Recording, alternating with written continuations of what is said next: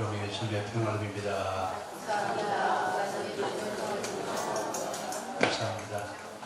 추석에 미국을 잘 보내셨죠? 오늘 말씀은 본문 말씀 그대로만 보면 수도사가 나와야 되고, 성경 전체로 보면 예수님이 이 말씀을 이래서 이렇게 말씀하셨구나 이해할 수 있습니다. 만약에 지금 이 말씀 그대로 너 가지고 있는 재산 다 팔아서 가난한 사람들 주고 와라 그러면 우리 기독교의 최초의 수도사인 안토니에 대한 이야기 여러분 기억하시죠? 오늘 이 안토니가 오늘 이 말씀을 읽다가 예수님을 따르려면 재산을 다 팔아서 가난한 사람 주고 그리고 예수를 따라오는구나. 그리고 실제 이 안토니는 굉장히 부자였습니다. 부자였는데 자기 재산을 다 팔아서 여동생에게 돌아갈 몫을 주고 그리고 나머지는 다 가난한 사람들에게 다 나누어 주고 그리고 사막에 가서 움막을 짓고 혼자 살았습니다. 이것이 기독교의 수도원의 역사의 시작입니다. 근데 그 안토니가 수도사를 하게 됐던 본문이 어디냐면 오늘 이 말씀입니다. 이 말씀을 읽다가 가난한 사람들에게 다 주고 그리고 예수를 따라가는 거구나. 하나님, 만약에 오늘 제가 안토니가 이해했던 대로 성경을 제가 여러분들에게 말씀드리면 오늘 여러분들은 대단히 시험을 당할 것입니다. 오늘 예배를 드리는 게 아니라 다 시험 들어서 돌아갈 수 있어요. 그러면 오늘 이 말씀은 수도사 최초의 수도사인 안토니아가 이해한 대로 이해할 것이 아니라 어디서부터 이해를 해야 되냐면 창세기 12장 3절부터 복의 근원이 되라 계약 정신에 입각한 말씀으로 이해를 하면 오늘 말씀이 무슨 말씀인지 예수님이 뭘 말씀하시려고 하는지 이해할 수 있습니다. 오늘 특히 신약에 있는 말씀은 구약에 있는 말씀과 연결시켜서 해석을 해야 신약이 말하려고 하는 그 의미를 이해할 수 있지, 구약과 연결시키지 않으면 예수님 왜 이렇게 말씀하시지? 그러면 예수님을 따라간다라고 하는 것은 뭘까? 그러면서 오늘 본문에 나오는 젊은 관원이면 그 당시 관원은 대단히 출세한 사람입니다. 요즘으로 얘기하면 사법고시에 합격해서 판검사 된 사람이에요.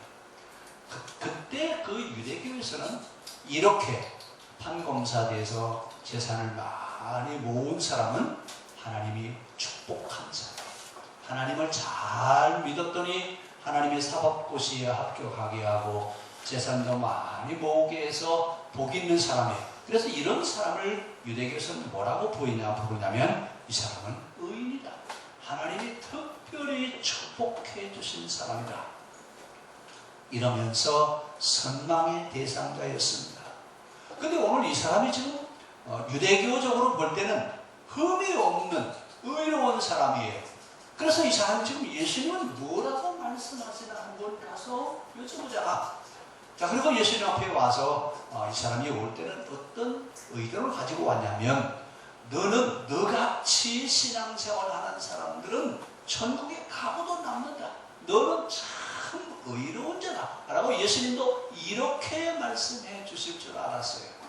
근데 예수님 뭐라고 말씀하시냐면 내게 한 가지 부족한 것입니다.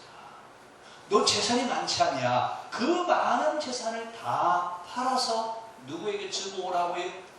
가난한 자에게 주고 그리고 와서 너는 나를 따르라.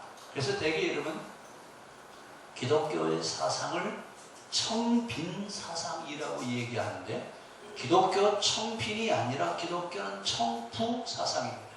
청빈이 아니라 부자가 되되 정결한 부자가 되라. 이것이 기독교 사상이지 청빈 사상이 아니에요. 많은 사람들이 청빈 사상에 대한 이야기를 하는데, 청빈 사상은 구교에서 얘기하고 실제 기독교 사상은 청구 사상이에요. 예수 믿는 사람들은 다 부자 되어야 됩니다. 여러분 부자 되시기 바랍니다.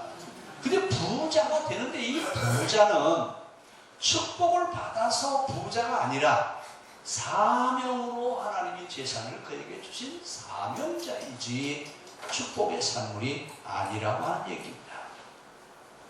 그래서 오늘 이 말씀을 창세기에서부터 시작되어지는 성경의 흐름으로 이해해야 예수님 말씀을 이해할 수 있지, 이 말씀만 가지고 이해하면 많은 괴로움을 겪을 수밖에 없습니다. 예수 믿는 사람들 재산 다 팔아서 가난해져야 되고, 그리고 어디로 가야 돼요? 사막에 가서 움막 짓고 살다가 주님 오라 하시면 하나님 나라에 가는 거죠. 그렇게 믿는 거예요. 이래서 여러분 수도원이 생겼어요. 특히 그리스나 터키 쪽 지역, 로마 이쪽 지역으로 여행을 가보시면 지금도 수도원이 있고, 옛날에 수도했던 사람들의 그 수도 흔적이 지금도 그대로 남아있어요. 무엇 때문에 그러냐면 오늘 이 말씀을 잘못 이해해서 그렇습니다. 오늘 성경은 뭐라고 말씀하십니까? 모든 민족이 너로 인하여 어떻게 하라고요? 복을 받게. 모든 민족이 너 때문에 잘 살게 해라. 모든 민족의 가난한 사람들은 내가 그 가난의 문제를 해결해 줄 수 있는 그런 사람이 되라라고 하는 이야기입니다. 오늘 이 젊은 청년에게 예수님이 요구하시는 건 뭐예요?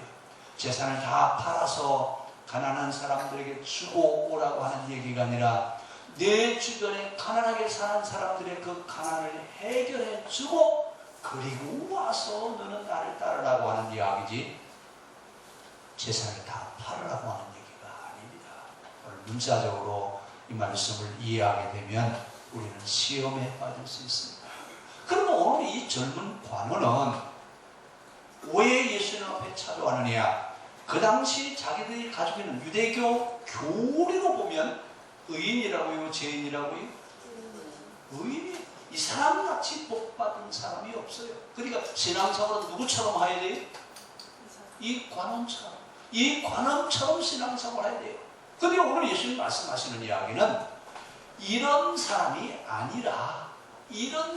아니라 그 가지고 자기에게 주신, 하나님이 주신 것은 내가 예수를 잘 믿어서 받은 축복이 아니라 그것을 가지고 가난의 문제를 해결하는 사명자로 살아가라고 주신 이야기라고 하는 이야기예요. 그런 이 말씀을 우리 바로 이해할 수 있길 바랍니다. 그러면서 창세기에서부터 흘러내려오는 신앙 정신으로 이 말씀을 해석하면 우리는 교리 신앙인이어야 되느냐, 아니면 계약 정신을 지켜가는 말씀대로 산다라고 하는 이야기는 계약 정신을 지켜간다고 말합니다. 그러면 교리로 구원의 확신을 얻어야 되겠습니까? 아니면 계약 정신을 이행함으로 구원을 받아야 되겠습니까? 자, 우리 한번 옆 사람한테 물어봅시다. 나는 교리 신앙인인지 아니면 말씀대로 사는 신앙인인지 한번 좀 물어보세요. 옆 사람한테 물어봅시다.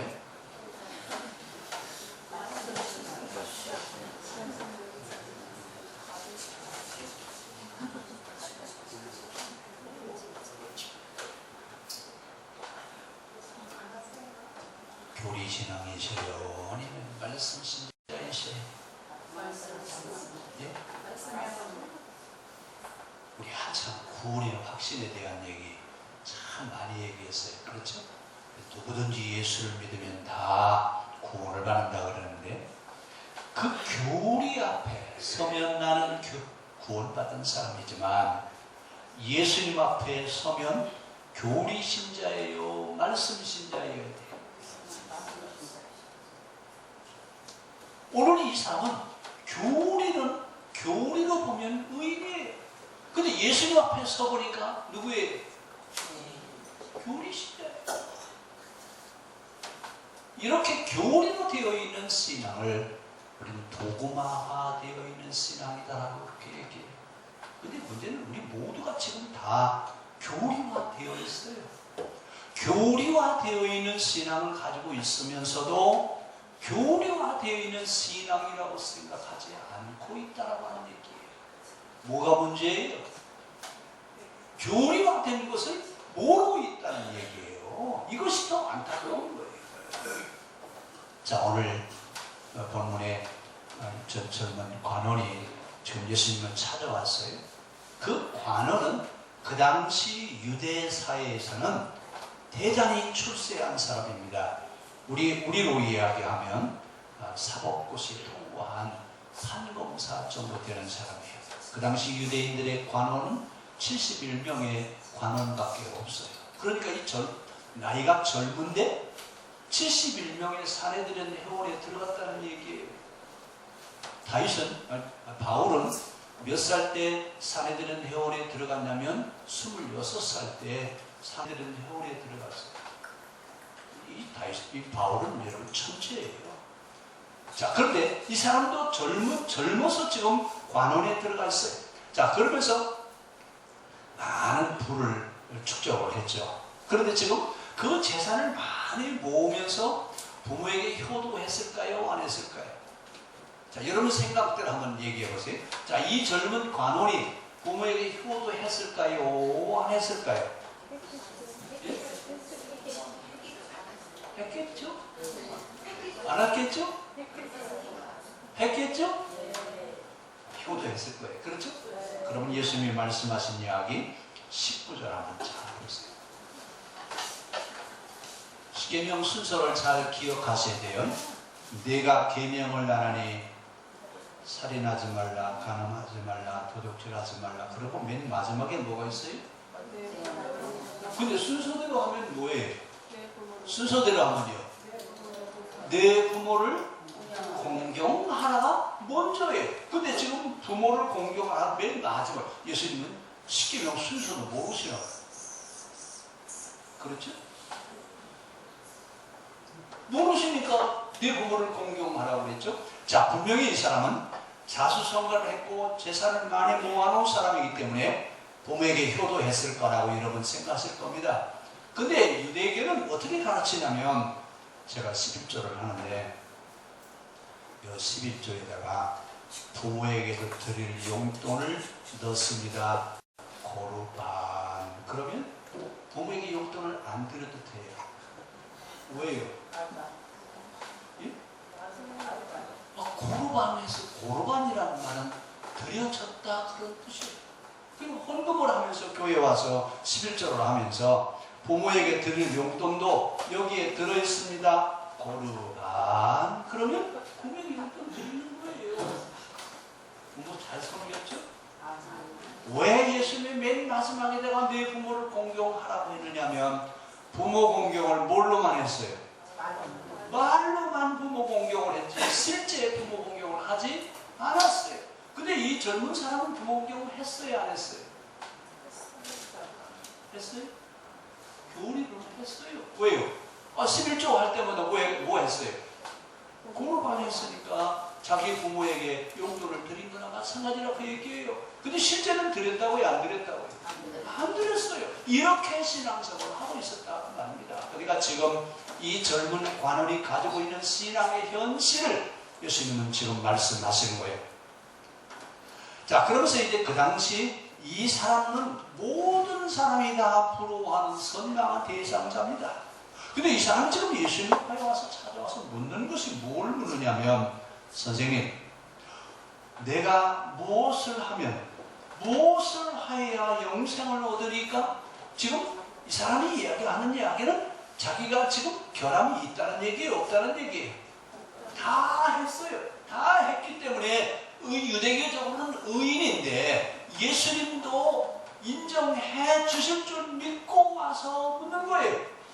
그랬더니 오늘 예수님이 무엇을 하여 영생을 얻겠습니까? 그랬더니 너 계명을 알지 않느냐? 여러분, 계명의 뿌리가 뭐라고 그랬죠? 십계명의 뿌리가 계약정신이라고 그랬죠. 창세기 12장 3절 말씀이 십계명을 만들어내는 뿌리라고 했어요. 그렇죠? 자, 그러면 너 계명을 잘 지켰느냐? 그랬더니 지금 계명은 언제 다 지켰다고요? 근데 여러분 저기 보면 십계명을 말씀하시는데 1에서 4계명에 대한 얘기는 없고 5계명에서 10계명까지만 얘기하셨어요. 그러면 1에서 4계명은 안 지켜도 되는 건가 보죠? 그럼 왜 말씀 안 하셨어요? 계명을 너는 알지 않느냐? 계명을 지켜라 그러고 말씀해 놓으시고 1에서 4계명은 말씀 안 하시고 6계명부터 10계명까지 하고 5계명 5번째는 맨 끝에 가서 말씀을 하요. 예수님 순서도 모르시고 10계명도 잘 모르시는 거예요. 자, 여러분 분명히 기억해야 될 것은 10계명의 뿌리는 뭐라고요? 창세기 12장 3절 말씀인 계약 정신이 10계명의 뿌리예요.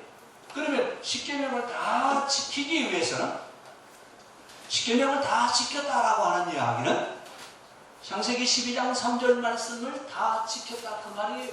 그러면 창세기 12장 3절을 지켰다는 얘기는 10계명을 다 지켰다는 얘기예요.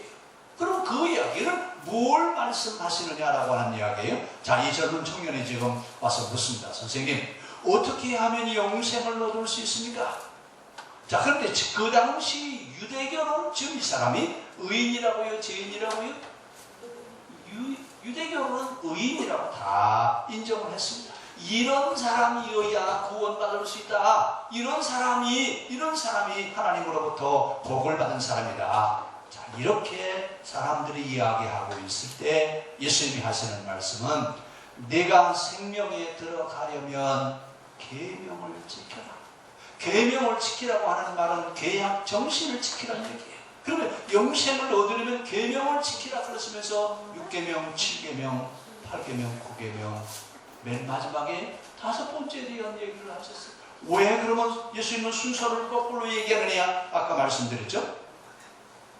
계명을 지키는데 내 부모를 공경하라고 하는 이 말은 고로만 하면 된다라고 이렇게 가르쳐가지고 부모를 공경하지 않는 거예요. 그런데 유대교에서 교리적으로는 지금 부모를 공경하고 있습니다.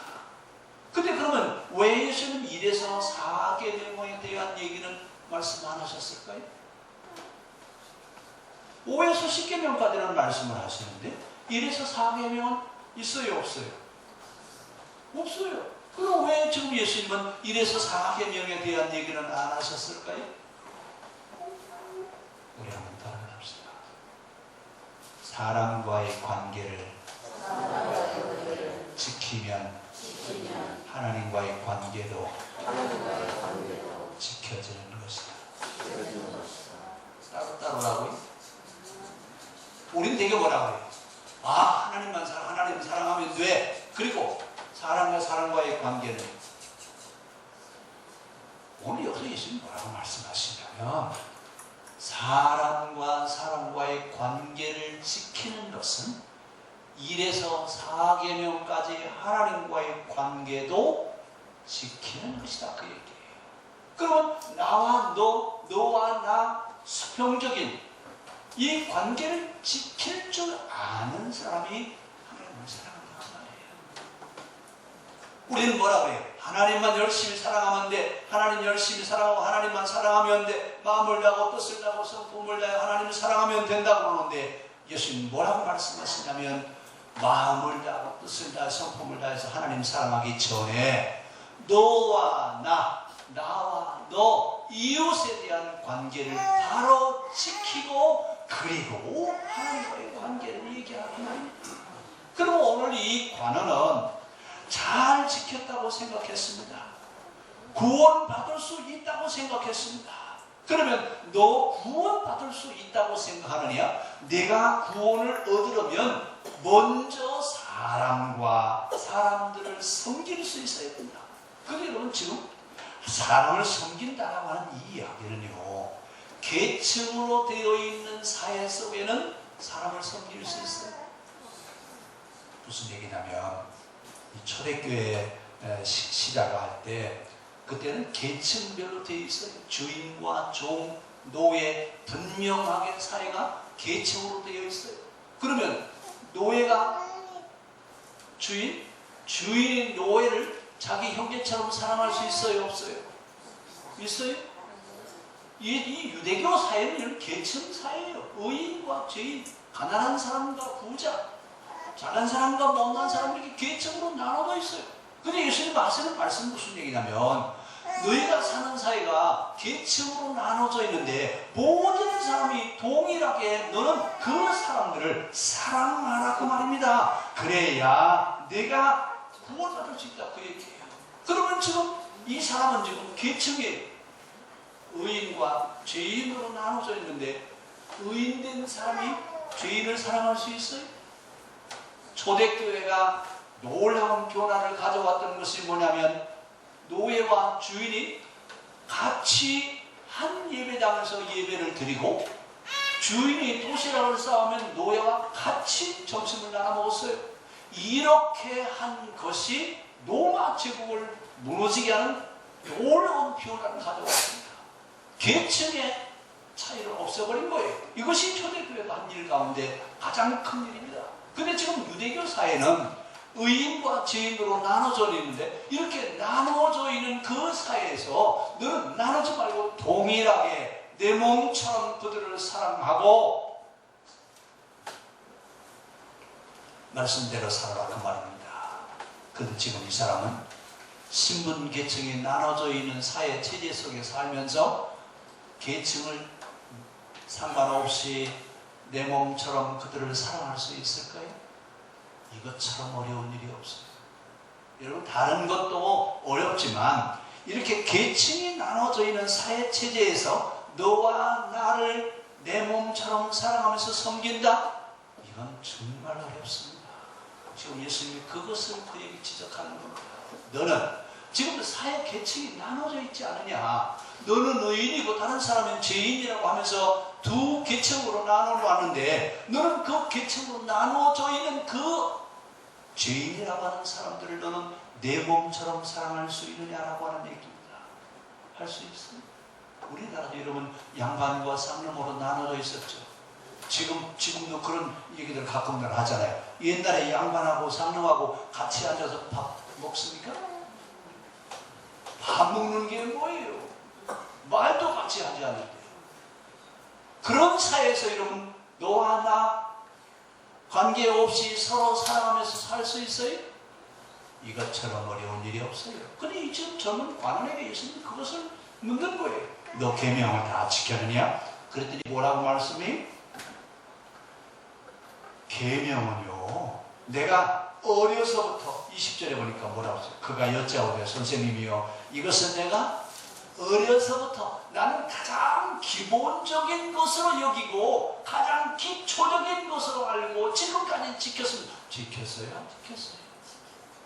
지켰죠? 예? 지켰죠? 왜 안 지켰어요? 여러분, 사회 구조 전체적인 입장에서 신앙을 바라봐야 된다는 얘기. 그러니까 우리가 살고 있는 사회가 이런 모든 사람이 평등하게 잘 살아가는 그런 사회가 됐을 때 구원이 완성이 되는 거지, 계층으로 나눠져 있는 그런 사회에서는 온전한 구원을 완성할 수 없다고 하는 얘기입니다. 오늘 이 젊은 청년은 뭐라고 그랬어요? 이미 난 가장 기본적으로 그런 것은 이미 다 지켰습니다. 어려서부터 했다는 얘기는 가장 기본적으로 기초적으로 그것을 다 지켜왔다 그 말입니다. 그 가운데서 뭘 지적하세요? 내 부모를 공경하라. 너는 내 부모를 공경하라고 하는 말 너는 다 지켰느냐? 교리적으로는 다 완벽하게 지켰습니다. 이 관원은 자신 있게 얘기하죠. 왜? 유대교 교리상으로 보면 지켰어요? 안 지켰어요? 완전하게 지켰어요. 왜냐하면 이 당시에 그 사람들은 11조를 일주일에 몇 번 한다고요? 2번에 일주일에, 화요일날, 금요일날 11조 하는 날이에요. 이렇게 일주일에 2번씩 11조 하는 사람들이 부모 공경 안 했겠어요? 잘했다고 했죠? 오늘 내 부모에게 소홀히 하면서 너는 하나님을 사랑한다고 얘기하느냐? 너는 자수성가하고 도시에 패스하고 출세하고 많은 재산을 모았지 않느냐? 누가 보아도 너 같은 사람은 복을 받은 사람이라고 이야기하고 있지 않느냐? 아무리 봐도 너는 하나도 부족한 것이 없다고 생각하느냐? 그랬더니 예수님 하시는 말씀이 뭐라고 말씀하세요? 우리 20절, 21절 예수께서 그를 보시고 사랑하사 이르시되 내게 아직도 한 가지 부족한 것이 있다. 완전하다고요?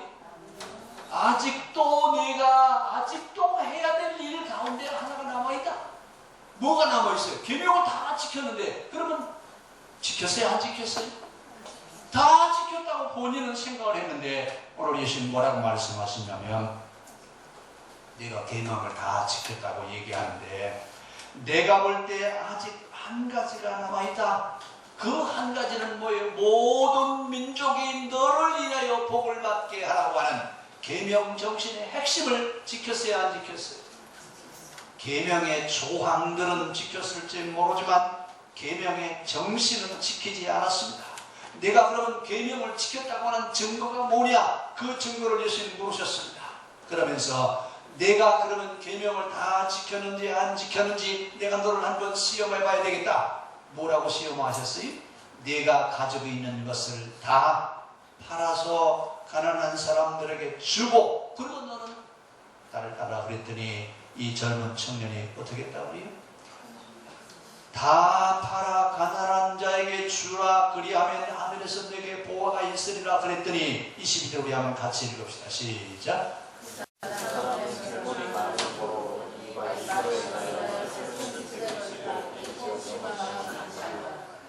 그렇게 가는데 왔어요? 안 왔어요?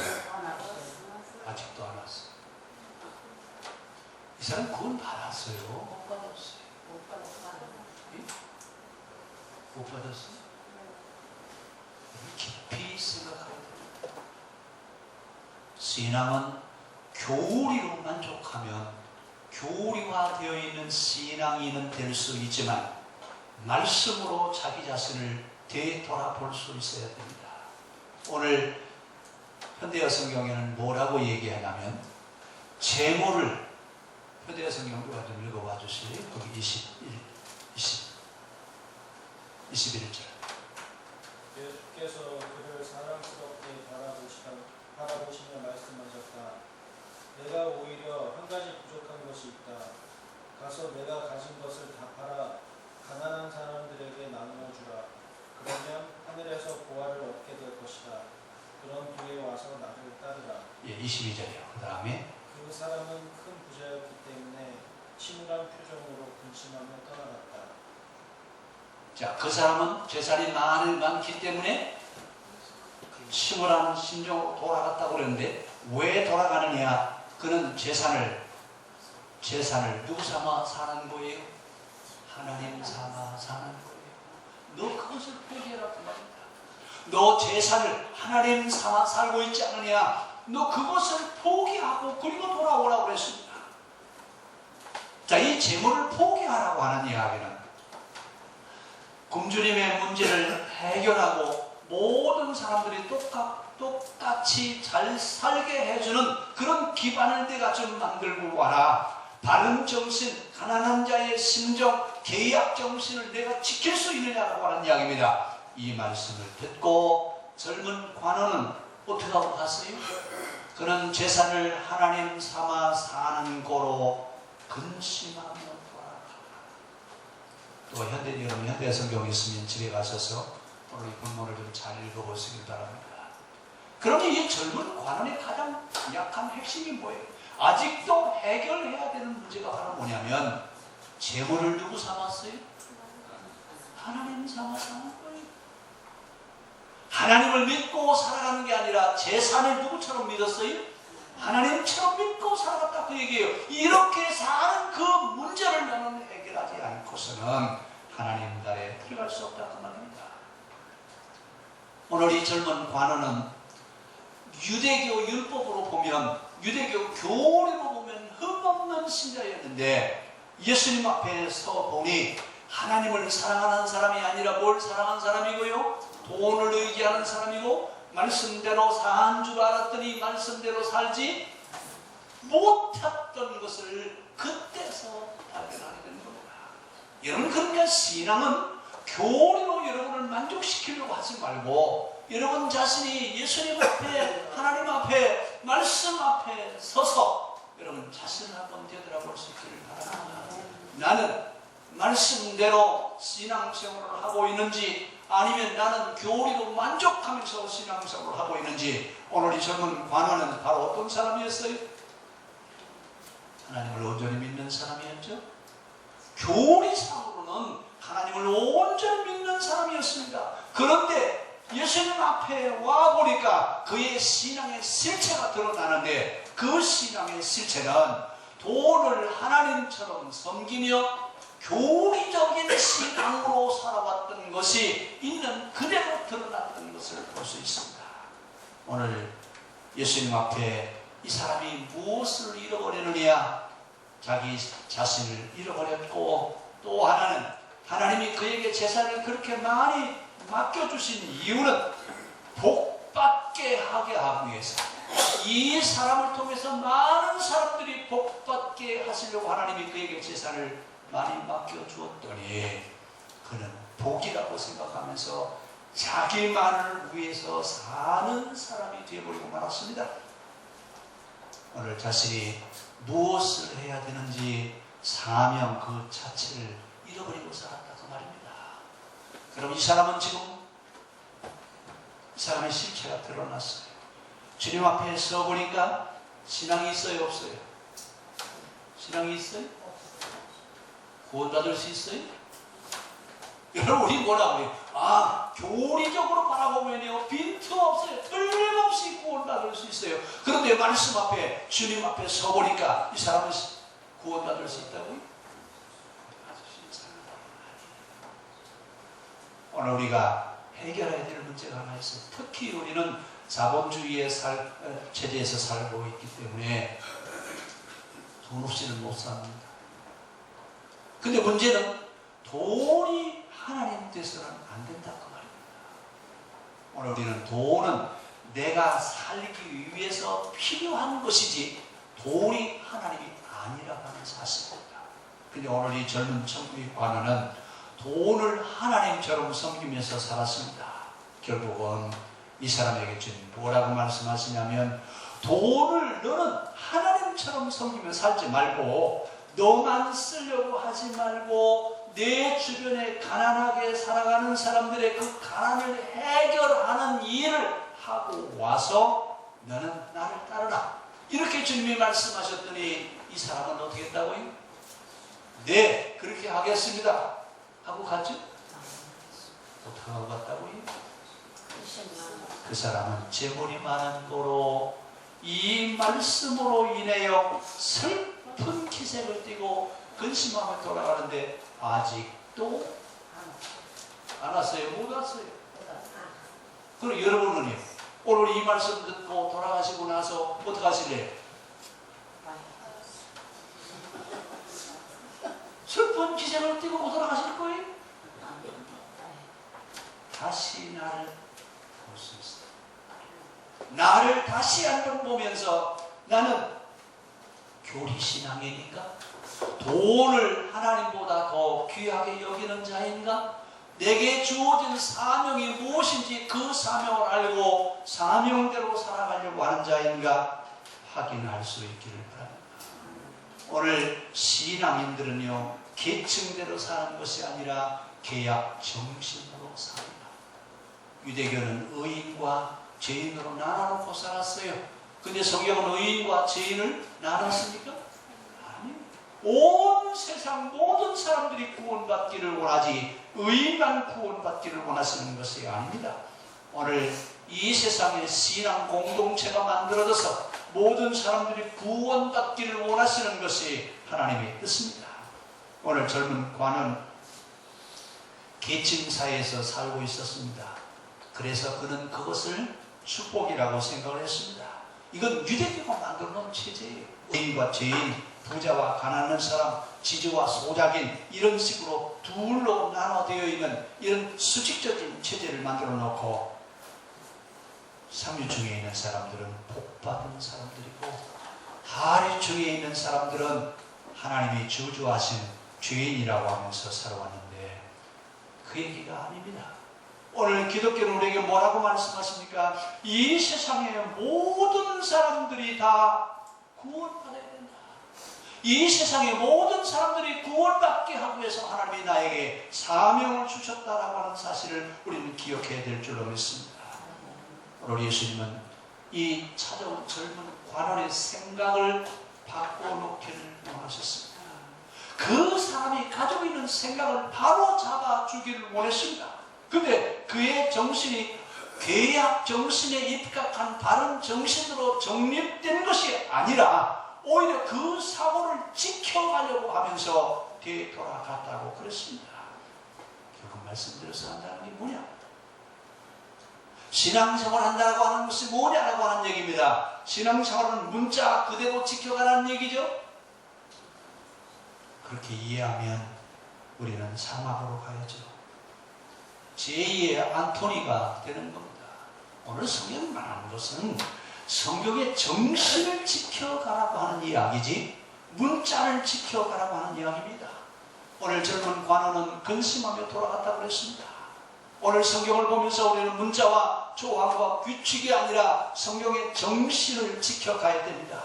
오늘 그러면서 그 뒤에 제자들하고 이제 예수님 말씀하시죠. 그 사람이 돌아가는 것을 예수님이 둘러보시면서 제자들에게 뭐라고 말씀하시냐면 재물이 있는 자가 하나님 나라에 들어가는 것은 낙타가 어디로 들어가는 것보다 어렵다고요? 우리 그 얘기 잘 하시잖아요. 부자가 말이야 천국 가는 건 뭐 가는 건 어려워요? 아니 얘는 말이 돼요? 낙타가 어떻게 바늘기로 들어가요? 바늘기가 참 크죠? 얼마나 크면 낙타가 들어가는 바늘이 있어요? 오늘 그 얘기는 무슨 얘기예요? 생각을 바로 정립하지 않으면 어떤 사람이라도 하나님 나라에 갈 수 없다라고 하는 얘기입니다. 우리의 생각을 한번 점검해 보시기를 바랍니다. 그래서 이 이야기는 마태, 마가, 누가복음 세 복음서에 다 들어있습니다. 그런데 특히 누가복음에서는 부자에 대한 얘기가 많이 나와요. 특히 경제적인 경제 정의에 대한 이야기를 누가에서 많이 다루는데 누가에서는 부자는 천국 가요 못 가요? 누가복음에서 여러분 천국에 간 부자가 있어요 없어요? 있어요? 왜 그러면 누가는 부자들을 그렇게 이야기하느냐? 부자는 축복이 아니라 사명이라고 하는 것을 이야기하려고 그렇게 말씀하십니다. 그러면 예수님은 지금 부자가 천국에 가는 것은 얼마나 어려운지 아느냐? 제자들이 그렇게 말씀하시니까 제자들이 뭐라고 그래요? 그럼 누가 천국에 갈 수 있을까? 천국에 갈 수 있는 사람이 누굴까? 그랬더니 베드로가 옆에 있다가 선생님 우리는 선생님을 따라오면서 집도 다 버리고 그리고 따라왔습니다. 그랬더니 예수님 하시는 말씀이 복음을 위하여 집이나 전토나 부모나 다 버린 자는 100배로 이 세상에서 갚아주실 것이고 영생을 얻지 못할 자가 하나도 없다. 지금 제자들의 의심을 좀 해결해 주신 겁니다. 오늘 예수님이 말씀하시는 이야기는 우리의 신앙은 말씀대로 산다라고 하는 것은 문자 그대로 사는 것이 아니라 성경의 정신을 지켜가는 겁니다. 그러니까 우리의 신앙이 교리 신앙이 아니라 말씀 신앙, 정신이어야 됩니다. 신앙 정신이 돼요. 이야기를 듣고 제자들은 다 놀랐습니다. 누가 천국에 갈 수 있을까? 그랬더니 예수님 뭐라고 말씀하시냐면 선하신 분은 하나님 한 분밖에 계시지 않다. 천국에 가실 수 있는 분은 누구밖에 없다고요? 하나님 한 분밖에 없다. 그럼 우리는 아무도 천국에 갈 수 없겠네요? 그 얘기죠? 오늘 뭐라고 말씀하십니까? 누가 구원받을 수 있겠느냐? 자기를 부정하고 계약 정신으로 살아가는 사람들에게 하나님이 은혜를 주셔서 그들을 구원하신다고 우리가 말씀하시고 있습니다. 오늘 근심하면서 돌아간 젊은 관원처럼 우리의 신앙이 그런 신앙이 아니라 말씀에 바로 서 있는 계약 정신을 지켜가는 신앙 정신이 살아있는 그런 신앙 생활이 우리의 신앙이기를 바랍니다. 기도하겠습니다.